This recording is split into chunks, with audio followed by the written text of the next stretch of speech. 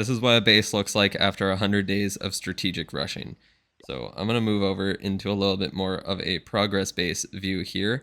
Finally, at Town Hall 17, I have my clan castle maxed out and my laboratory maxed out, which I booked both of those to make sure I could get that immediately. And my next plan is to get these army camps up, as I'm focusing on offensive upgrades first and foremost. As you can see, out of all of these defenses here, only thing I've upgraded is one level on Inferno Tower, and that's because I had nothing else to upgrade with gold, but there was the gold boot camp still going on, and I wasn't going to miss out on 25% time savings, even if it was for half a day. I'm also maxing out my barracks and my spell factories so that I can use any troop or spell in the game with the use of one power potion and one hero potion. I'll have a maxed out army and I can use whatever comp I want. I'm currently just sitting in fake legends to get the resource boost. I'm going to be getting 200 glowy ore a day, which is going to be great for my equipment. I'm already doing really well on that end. I have my warden and my royal champion completely maxed out with the gear I'm using on them. Minion prince I'm probably not touching anymore. Archer queen, I'm getting the healer puppet up, as it can be better than the action figure in the dragon attacks, which I'm using. In the laboratory here, I've maxed out my dragons as high as they could go, and once my balloons are done upgrading, and then I can pop a book on this dragon upgrade to max it out. I can pop a book on my balloons to max them out. Then I have a fully maxed out air army. I'm slowly getting my healers up here, as those are another super important troop. As for the rest of the base here, I'm just going to be taking advantage of this elixir event. So like I said, maxing out stuff like spell factory and dark barracks while it's under a 25% boost. Same with the pet house. I'm going to get that upgrade popped later today once my elixir storage is done upgrading to level 17 there, and I have all of them at level 17. There's no need to really go to level 18 on the storages, as it's a super long upgrade for 500,000 extra storage space, which I don't really need. I already get 26 million once this last elixir storage is done. As for my base, that's about it there. I'm going to go into a little bit more of my journey over the past 100 days, and we will be doing some farming while that is going on. So one thing that's pretty obvious is I have spent money on the account here. In total, I have spent $103.01 Canadian. That's including taxes on there as well. Keep in mind, if you don't include taxes and you change it over to American, it is just under $70. Going through all the purchases, I think the easiest way to do this is to kind of tier them in how much value I think they provide. In the S tier, the best of the best thing to purchase in the game, no surprise, it's the gold pass. I've bought one every single month, so right now I'm at 4 gold passes, and that is going to be the main thing that I'm definitely going to be buying going forward until I max out the account, I would say. Next up on that, I don't really think anything else would really qualify as a S tier like must buy thing in the game, but the next closest high A tier would be the event passes. Those provide so much loot in the form of ore for your equipment. I would say first thing you should buy is the gold pass. Second thing, if you're looking to spend any more than that, the event passes. They're once every 2 months, so it's not as frequent as well, but that's going to be providing the second most value there. Next up on that, I did buy the builder with 1,000 gems. It was pretty worth it, I would say. It definitely provides good value starting off. You get that builder early, and you can pretty much guarantee that you get the 5th builder as well super early. That's just more gems that I saved. I got 2,000 extra gems that I could throw into the builder's apprentice as soon as I possibly could.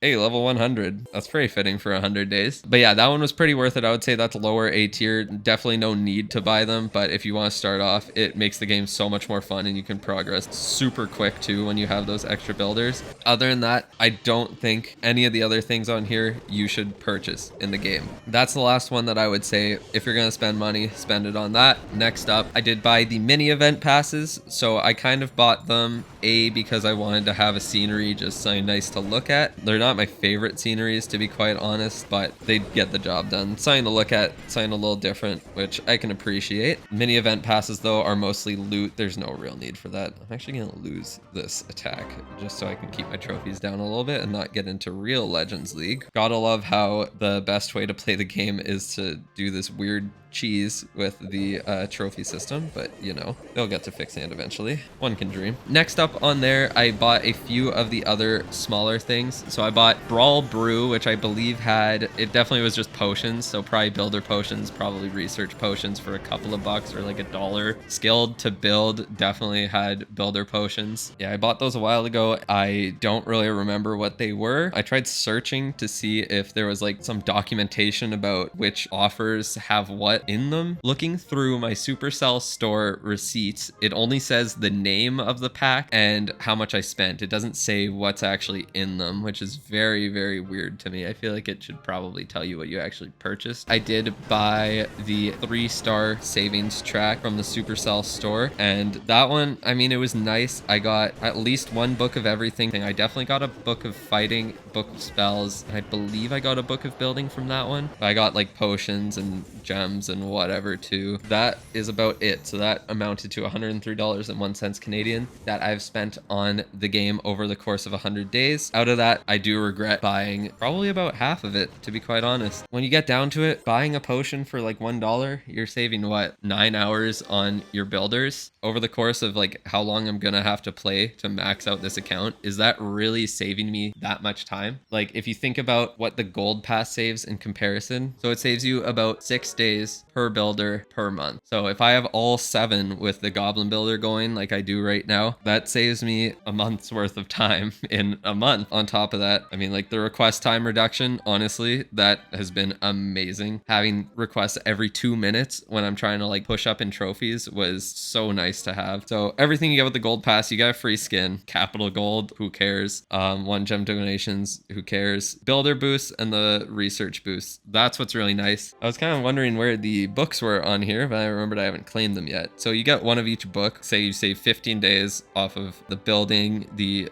book of fighting, and book of spells. So 45 days on top of that. Like, you do save good time. It's still not mandatory. It does speed up your progress through the game a lot. Honestly, you don't really need to spend money on this game. I would say buy the gold pass if you have some disposable income and you want to speed it up a bit. Other than that, don't worry about it. This game, free to play, honestly, is pretty good. And even the event pass, it gives you some decent ore, and having the equipments is nice, but you can always purchase the newest equipment playing it free to play, and it gives you some ore free to play as well. If you don't want the equipment, you can just full on go for the starry ore or glowy ore, whatever you require on your account, and just ignore it completely, and you just get a bunch of free ore anyways from it. You don't really need to purchase it. Definitely do not get in the habit of feeling like you need to make purchases on games. You definitely don't. There will always be whales who are supporting it, and don't worry about paying money if you do not have that disposable income. On the other hand, don't feel shame for spending money on games you enjoy. It's your money at the end of the day. You do you, and if people judge you for it, then that's their problem. As long as you're able to support yourself and live your life, who cares what you do with your money? There's a lot worse things you could spend it on than Clash of Clans, I can guarantee you that. Anyways, now that my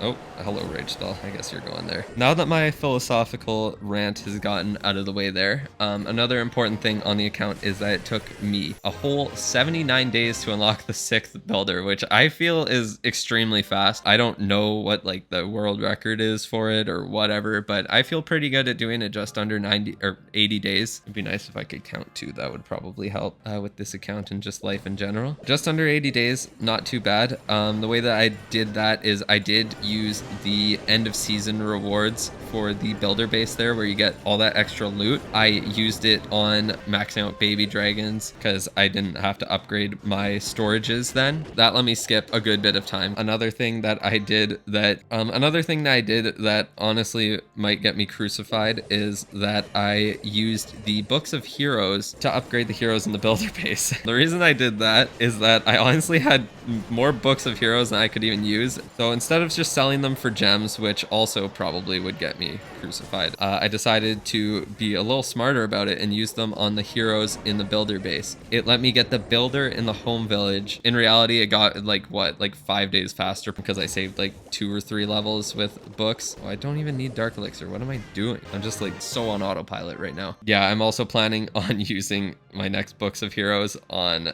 the pets. That is also not the greatest use for it, but like I can get my Spirit Fox maxed out tonight if I use a book on it. If my Royal Champion has that, then it just becomes that much more OP.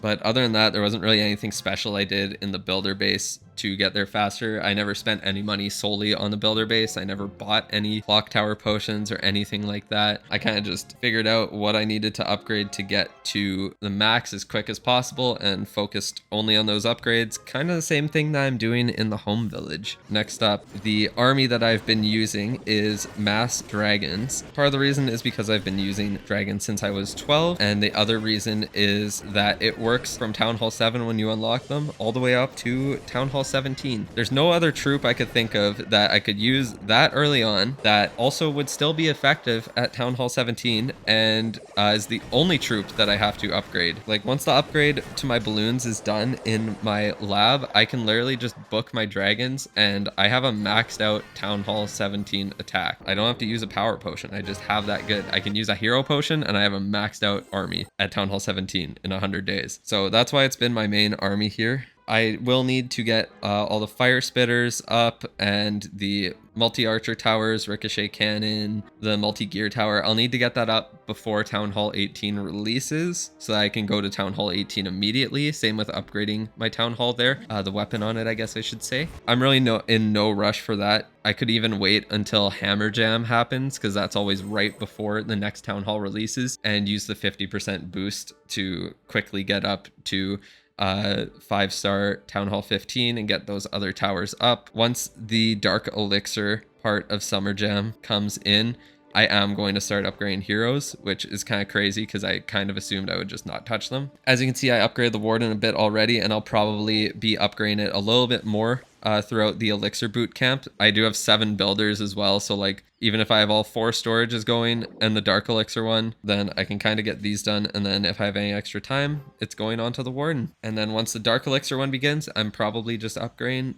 all my heroes. I might pause doing wars for a bit, which is crazy. I haven't stopped doing wars since I started the account here. I've been doing them 24/7. I already have 271 stars in war there, which is pretty good for 100 days. That's getting pretty close to 3 stars every day. That is literally like the exact rate that you can do it. And CWL I haven't performed as well in, since we usually get matched up against Town Hall 17s, and I usually just get 2 stars on them now instead of just 1 stars, which is nice. But going forward, I should be able to 3-star all Town Hall 17 opponents, but I probably will have to pop hero potions for that. Yeah, the plan for this account is to keep going steady. I'm surprised I haven't gotten burnt out at all over the course of 100 days, but I think the fact that I've rushed to Town Hall 17 and it's been really interesting trying to focus on what I should actually be upgrading, that has definitely kept me engaged. I guess I'll slowly start upgrading the rest of these defenses. I might as well pop a upgrade whenever I feel like it on them now. I don't really have anything better to upgrade. Kind of like focusing on the smaller things that provide lots of value for small upgrades, like the tornado trap I got up to max just because increasing its duration will be good. Skeleton traps, they're easy upgrades, and having more skeletons making attacks more annoying for people is great. And then getting like the merge defenses up because those are super powerful. Kind of funny how merging my eagle also brought me below the war weight of a Town Hall 13. Not that I was defending attacks at all anyways. But yeah, I think going forward, I will try to do a weekly recap on my base here, keeping track of how everything is going and what I've been upgrading. The account was started on March 31st, 2025. So if you are counting, this is Monday, July 14th here. So I'm a little late on the 100 days. So it's actually 105 days, which also works out to exactly 15 weeks. Once I get the Spirit Fox upgraded there, I'm going to go over the dragon attack. I did make a video on it a little while ago if you want to check that out, but I'll do an updated version of it with Yeti Clone Clan Castle. Works a lot better than balloons, but I will see you later. Goodbye.